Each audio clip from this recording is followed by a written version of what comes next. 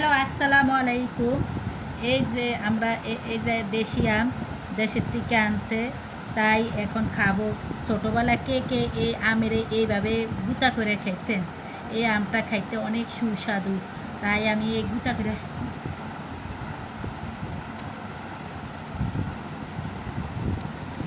করে খেয়ে এখন আমের ইয়াগুলা ফালিয়ে দিতে আসি। শোষাগুলা ফালাইয়া এখন আমি চেটকে খাবো। খুব সুস্বাদু তো আমরা দেশি আম তো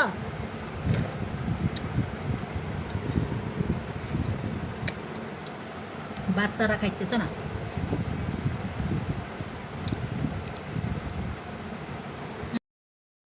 এই যে আচারগুলা বয়মে ঢুকাইছি, ঢুকার পরে কি সুন্দর বয়মে ঢুকাইছি। আমার মেয়ে বলতে আছে বা আমু কি এগুলা কিনে আনছে? আমি না, আচার ওই যে বানাইছি সেই আচারগুলো আমি ঢুকিয়ে নিছি। আর দিব তো 2 বয়ম হয়েছে। আর এই আচারগুলো আমি সারা বছর সংরক্ষণ করে, আমার মেয়েরা ডাউলের সাথে খিচুড়ির সাথে অনেক লাইক করে, তাই এগুলা আমি বানিয়ে নিয়ে ফ্রিজে সংরক্ষণ করে রেখে দিই। দুপুরবেলা হয়েছে, এখন বেলের শরবত বানাইতেছি।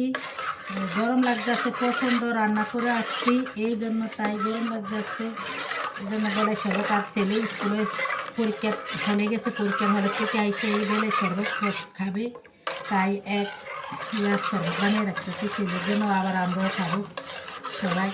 আর আমাদের ঘরে একটা শরবত থাকে, একদিন বেলের শরবত থাকে, একদিন কাঁচা আমের জুস থাকে, তারপর লেবুর শরবত থাকে, ট্যাংয়ের শরবত থাকে, যে যেটা পছন্দ করে।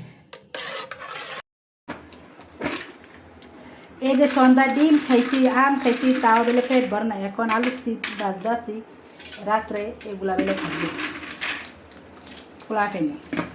তো দেখি আলু চিপসটা বেশি ভাজে দিব না, অল্প করে ভাজবো।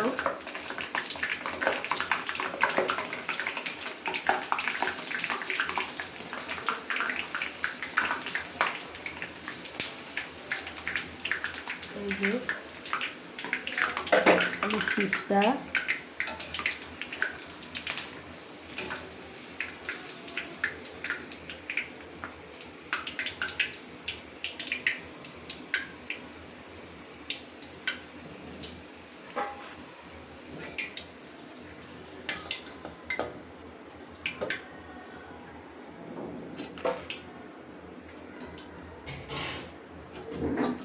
অল্প করে ভাজবো, ভাজলে আর ভাজবে না, আর বেশি ভাজবে না করে।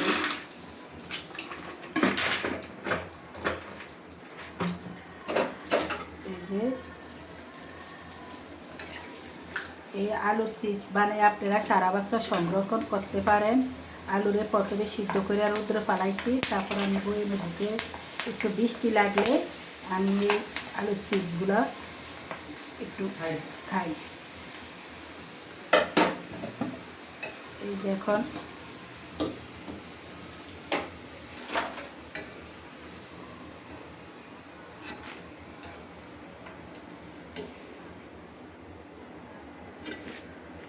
হয়ে গেছে।